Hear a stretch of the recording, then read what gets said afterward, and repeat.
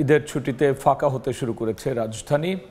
এই অবস্থায় বিপণী বিতানগুলোতেও ভিড় কম ক্রেতাদের। এ নিয়ে বিস্তারিত জানাতে রাজধানীর নিউ মার্কেট এলাকায় আছেন সহকর্মী অন্তরা সেন।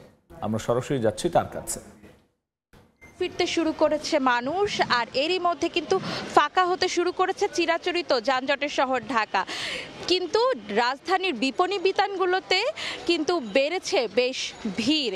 আমি এখন আছি রাজধানীর নিউ মার্কেট এলাকাতে। সকাল 10:30 থেকে কিন্তু শাটার খোলা শুরু হয়েছে, তবুও কিন্তু এখনো পুরোপুরিভাবে সব দোকানগুলোর শাটার কিন্তু খোলেনি।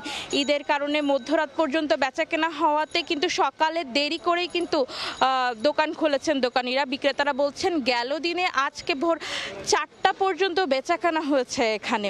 তবুও যে দোকানগুলো খুলেছে এরই মধ্যে কিন্তু বেশ ক্রেতা সমাগম দেখা যাচ্ছে। অনেকে কিন্তু ভিড় এড়ানোর জন্য কিন্তু সকালের দিকে এসেছেন কেনাকাটা করতে। ক্রেতারা বলছেন তাদের বেশিরভাগ শপিংই শেষ হয়ে গেছে, এখন তারা শেষ মুহূর্তের দরকারি যে জিনিসপত্রগুলো আছে সেগুলো কিনছেন। আবার অনেকে আছেন যারা পুরো রমজানে ব্যস্ততার কারণে কোনো শপিং করতে পারেননি, কারোর জন্য কোনো কিছু কিনতে পারেননি, তারা এখন এই শেষ মুহূর্তে এসে কিন্তু নিজেদের জন্য শপিং করছেন, পরিবারের জন্য কেনাকাটা করছেন। এখন কিন্তু জামা কাপড়ের দোকানগুলোতে যে ভিড় তার তুলনায় কিন্তু বেশি ভিড় জুয়েলারি আর জুতার দোকানগুলোতে। জামার সঙ্গে মিল রেখে তাই ম্যাচিং একজোড়া স্যান্ডেল কেনার চেষ্টা করছেন, কেউ কেউ ম্যাচিং দুল কিংবা গয়না কেনার চেষ্টা করছেন।